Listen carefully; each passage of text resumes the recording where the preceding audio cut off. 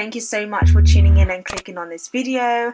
It's the latest on trend with your girl, Biani. Okay, so we're going to be talking about Murad Murali's latest video explaining things. It's a 6-minute video. I like that. Straight to the point. You know, it's concise, it's not long. One thing that I hate is when they come on and do these apology videos and it's like 30 minutes, 45 minutes. What are you talking about for 30 minutes, please? Like, we don't want to hear it. We don't want to hear it. So I give him that. It was 6 minutes. If you haven't watched it, if you don't know what I'm talking about, you need to rewind and watch the previous videos. He was recently exposed for you know what, it wasn't even the fetish, it was the racism, but it's a thing from what he went through, and nobody should ever have to go through that, by the way. This is not to dampen or to excuse or to not consider his journey and what he went through, you know, being abused as a child and everything like that. And actually you find that a lot of molesters or abusers, there's always a trauma, there's always, and that's not to make excuses for them, but I love going back, I love going to the roots of things. You know, whenever people come out a certain way, I always love to understand, like, what's your history, what's your foundation. Like, let's dig at some things, let's see what the state of that seed is, or what was that seed that was planted. But anyways, so he obviously went through that when he was younger, then he was introduced to slave work, and then he was fetishized anyways, you guys get the word, based on his heritage.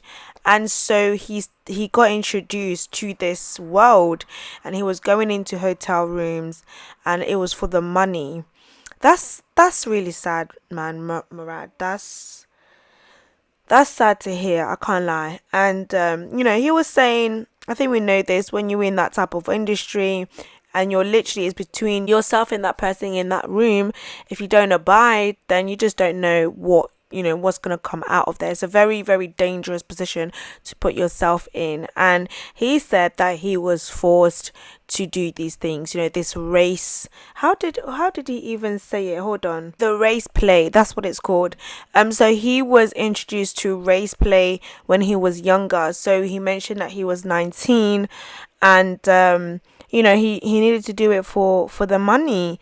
And I'm sorry, I got distracted at one point because I just thought to myself, damn, you know, when you see people's pictures on Instagram, or you see them traveling all over, you see them like in apartments, you're like, damn, like, how you living like that? I cannot envy anybody. Guys, you literally don't know. I'm not saying that this is how people are getting their money, but there's a lot of evil money about.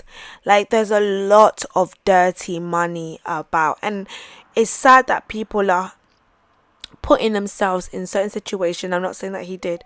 You know, I like to just talk in general sometimes. But it's sad that people put themselves in these situations for the lifestyle, quote unquote.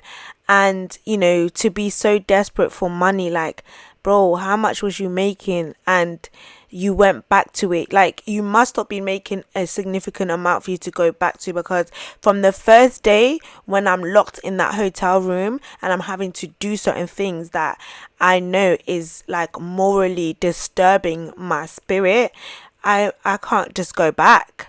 Like, but what state? Like, you have to be in a trance. Like, you have to be gone. Like, your soul actually has to be gone for you to engage in that level where you're repeatedly, what he went through it for, what, like, sorry, I don't know if it was 4 or 5 years that he went through therapy, but like, for however long you went through it, like, I'm sure it was years, and you did that. And how did you even come out of that? Like, I've got so many questions, but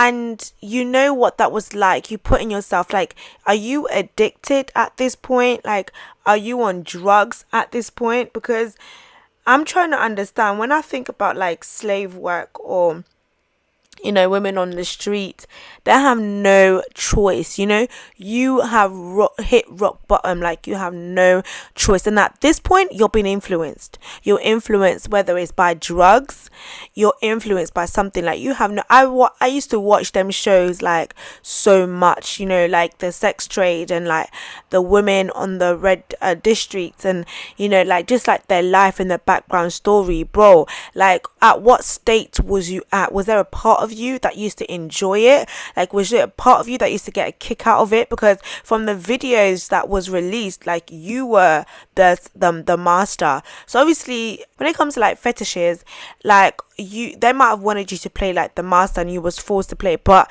as in you sounded like too good of a professional, like too natural with it. Like, so what was the process in your mind? That's what I want to know. Like, was there a part of you that enjoyed it? Was it a part of you that felt like you had back that control? Because sometimes hurt people, abusers, victims turn out to be abusers. And what happens is that when you're in that place of position, or when you're in that space where you are now in control, it kind of validates a part of you that it gives you a power back. It kind of gives you a bit of a validation, in a sense that, when you were in that position of weakness, you couldn't do anything. Now it's your turn. It's almost like you paying whoever back for doing what they did to you, and you can almost take it too seriously, even if it's role play. So there is so much more deeper than that, than just, I was forced to do these things. Like, no, talk about what that felt like for you. Talk about the realness, like the moments, the psychological impact of that, because that's where the real conversation is going to come, and it's not just a projection, because I'm still hearing a little bit of projection, although I'm not neglecting the fact that, this is the side effect. Like, this is the outcome of an abused person. Like I said, victims can become abusers, and it's a psychological effect and impact. There's a piece and a part of your brain that has been damaged to the point where it reforms, and it reframes himself. Its lens, its viewpoint changes. Why? Because you lost a part of you that you're desperately trying to get. Is that vengeance, that you want, that revenge, so there is so many aspects of our minds that has a play to the way that we react to things, the outcomes, the decisions that we make.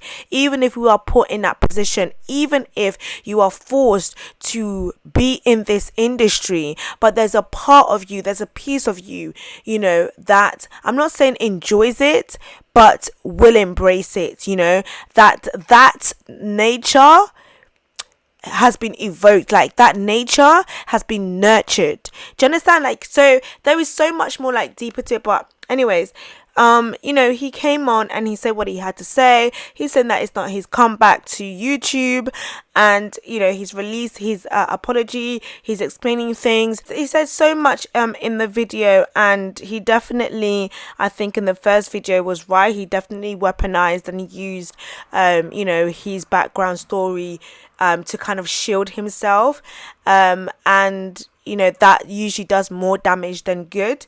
But it is what it is. Like, we'll just have to see what happens. Will Murad Murali come back before the end of the year? Who knows? Maybe he came back to do the second apology because he wanted to see the people's response, to see what his next move is going to be. Yeah, so we'll see what happens. But this is the latest from Murad Murali, guys. Let me know your thoughts in the comment section. Thank you so much for tuning in. Please do like, comment, subscribe, and all that good stuff. And I'll speak to you guys in my next video.